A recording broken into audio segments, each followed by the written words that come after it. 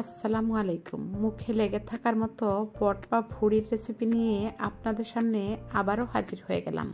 কোনো প্রকারের bad smell ছাড়া কিভাবে আমি সেদ্ধ করে নিয়েছি পুরোটাই থাকছে ডিটেইলে।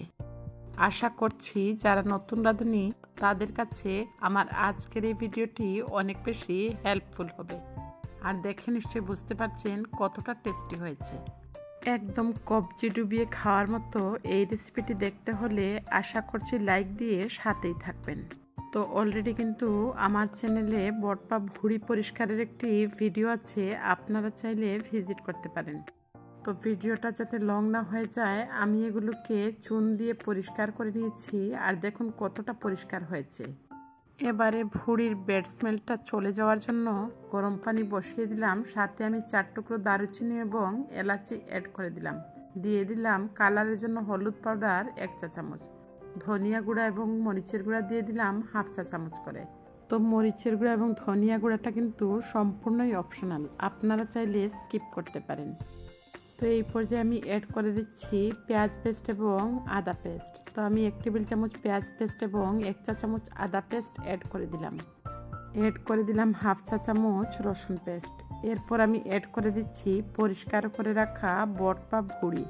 তো আমরা যদি এইভাবে প্রসেসিং করে রাখি তাহলে কিন্তু রান্নাটা অনেক বেশি সহজ হয়ে যায়। তো আমি কিন্তু নিজে বট ভুঁড়ি পরিষ্কার না করলে কারো হাতে খেতে চাই না, তো সেজন্য এই কাজটা আমি নিজেই করে নিই। এই পর্যায়ে আমি 1 টেবিল চামচের মতো লবণ দিয়ে দিলাম, যাতে ভেতর পর্যন্ত লবণটা ঢুকে যায়। তো মিডিয়াম আছে আমি 20 মিনিটের মতো কুক করে নিয়েছি, যাতে 30% সেদ্ধ হয়ে যায়। তো উল্টে পাল্টে দিচ্ছি যাতে সব সাইড সমানভাবে কুকড হয়ে যায়। আর অলমোস্ট কিন্তু ব্যাড স্মেলটা চলে গেছে, যেহেতু আমি আস্ত গরম মশলা এবং পেঁয়াজ রসুন এবং আদা পেস্ট অ্যাড করেছিলাম। তো উল্টে পাল্টে সব সাইড সমানভাবে কুকড করে নিয়ে এগুলোকে আমি পানি ছড়িয়ে কিছুটা ঠান্ডা করে নিব। তারপর আমি অফ স্ক্রিনে এগুলোকে কেটে নিয়েছি। তো সেদ্ধ করার পর এগুলো কিন্তু অনেকটাই সংকুচিত হয়ে যায়। তো আমার 3 কেজি বট বা ভুঁড়ি থেকে আমি 2 কেজি বট বা ভুঁড়ি পেয়ে গেছি। তো আমি আমার পছন্দ মতো কেটে নিয়েছি, আপনারা আপনাদের পছন্দ মতো টুকরো করে নেবেন। তার থেকে আমি 1 বক্স ডিপ ফ্রিজে সংরক্ষণ করে রাখবো এবং বাকি 1 বক্স আমি রান্না করে নিব। তো এই অবস্থাতে 1 বক্স রেখে দিব এবং যেটুকু আমি রান্না করব সেগুলোকে আবারও আমি ফুটন্ত পানিতে ফুটিয়ে নিব। এতে করে একদম পারফেক্টলি গন্ধবিহীন হয়ে যাবে। তো মজার বা ভালো কিছু খেতে গেলে কিছুটা তো কষ্ট করতেই হয়। তো আমি আবারও সেদ্ধ করে নিয়ে পানিটাকে ঝরিয়ে নিয়েছি। এতে করে এর ভেতরকার চর্বিটাও ঝরে যাবে, পাশাপাশি পুরোপুরি গন্ধবিহীন হয়ে যাবে। তো এবারে এই বট বা ভুঁড়ি রান্না করার জন্য আমি পানিটা ঝরিয়ে নিয়েছি এবং একটি কুকার বসিয়ে দিলাম। তারপর আমি এতে 1/2 কাপের চাইতে একটু বেশি তেল দিয়ে দিলাম। আর তেলটা যখন গরম হয়ে গেছে অ্যাড করে দিচ্ছি গোটা গরম মশলা। তো এখানে আমি 3টি তেজপাতা, 4 টুকরো করে দারুচিনি, এলাচি, লবঙ্গ এবং গোলমরিচ দিয়ে দিলাম 8-10 টুকরো করে। 1 কাপের মতো পেঁয়াজ কুচি অ্যাড করে দিলাম। তো মিডিয়াম আছে পেঁয়াজটাকে আমি 2 মিনিটের মতো ভেজে নিয়েছি। এই পর্যায়ে আমি 1 টেবিল চামচের মতো আদা পেস্ট অ্যাড করে দিচ্ছি। তো যেহেতু আমি আবারও সেদ্ধ করে ধুয়ে নিয়েছিলাম সেজন্য আদা পেস্ট এবং রসুন পেস্টের পরিমাণটা বাড়িয়ে দিচ্ছি। তো 1 টেবিল চামচের মতো রসুন পেস্টও অ্যাড করে দিয়েছি। আবারও আমি 1/2 কাপের মতো পেঁয়াজ পেস্ট অ্যাড করে দিলাম। আপনারা চাইলে এই ক্ষেত্রে 1.5 কাপ পেঁয়াজ কুচি অ্যাড করে দিতে পারেন। তো তেলটা যখন সেপারেট হয়ে গেছে এই পর্যায়ে আমি স্বাদ মতো লবণ এবং মরিচের গুঁড়া, ধনিয়া গুঁড়া এবং হলুদের গুঁড়াটা অ্যাড করে দিয়েছি। আর সব কিছু আমি 1 চা চামচ করে অ্যাড করে দিয়ে মিডিয়াম টু লো হিটে এগুলোকে কষিয়ে নিচ্ছি।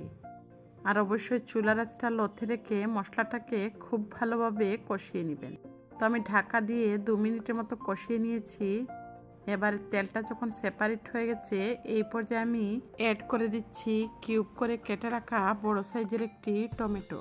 তো আমি প্রথমে অর্ধেক দিয়েছিলাম, বাকিটুকু আমি অ্যাড করে দিলাম। তো আমি 1 কাপের মতো পানি দিয়েছি যাতে মশলাতে পোড়া লেগে না যায়। এই পর্যায়ে আমি মিডিয়াম আছে 2 থেকে 3 মিনিটের মতো কষিয়ে নিয়েছি। তারপর আমি এতে অ্যাড করে দিচ্ছি আগে থেকে ধুয়ে রাখা পানি ছড়ানো বট বা ভুঁড়িটা। তো যেহেতু আমি বট বা ভুঁড়িটা সেদ্ধ করে নিয়েছিলাম, সেজন্য এটি রান্না করতে কিন্তু খুব একটা সময় লাগবে না। তো স্প্যাচুলা দিয়ে নেড়ে ছেড়ে এটিকে আমি লো টু মিডিয়াম হিটে ঢেকে রেখে দিব 5 মিনিটের মতো, একদম লো আছে, এতে করে ভেতর পর্যন্ত মশলাটা ঢুকে যাবে। তো ফিরে আসলাম 5 মিনিট পর। দেখুন ভুঁড়ির ভেতর থেকে কিন্তু অনেকটা তেল উঠে এসেছে, পাশাপাশি পানিটাও বের হয়ে গেছে। তো অল্প আছে কষিয়ে কষিয়ে এই রান্নাটাকে করে নিতে হবে, এতে করে এটি খেতে খুবই টেস্টি হয়। তো আমি আরও 5 মিনিটের মতো লো আছে রান্না করে নিয়েছি। এবারে আমি অ্যাড করে দিচ্ছি হাফ কাপের মতো পানি। তো যেহেতু আমি বট বা ভুঁড়িটাকে মাখা মাখা রাখবো, সেজন্য পানির পরিমাণটা কমিয়ে দিয়ে লো আছে আরও 3 থেকে 4 মিনিটের মতো রান্না করে নিয়েছি। দিয়ে দিলাম হাফ চা চামচ ভাজা জিরের গুঁড়ো এবং অ্যাড করে দিলাম বিলেতি ধনিয়া পাতা কুচি হাফ কাপের মতো।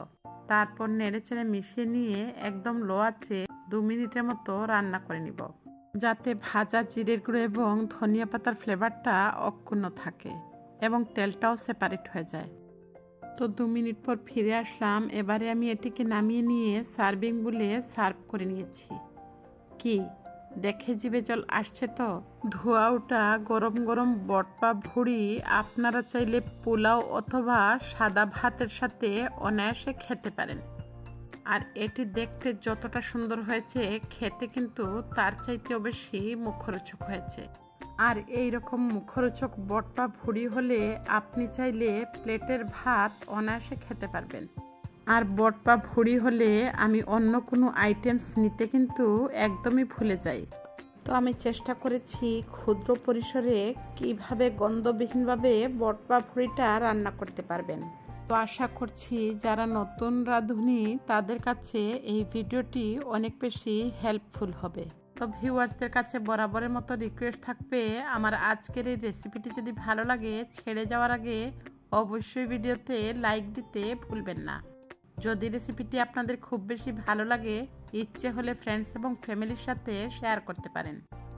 তো নেক্সট রেসিপি অথবা ব্লগ দেখার আমন্ত্রণ জানিয়ে আজকের মতো বিদায় নিচ্ছি। আল্লাহ হাফেজ, আসসালামু আলাইকুম।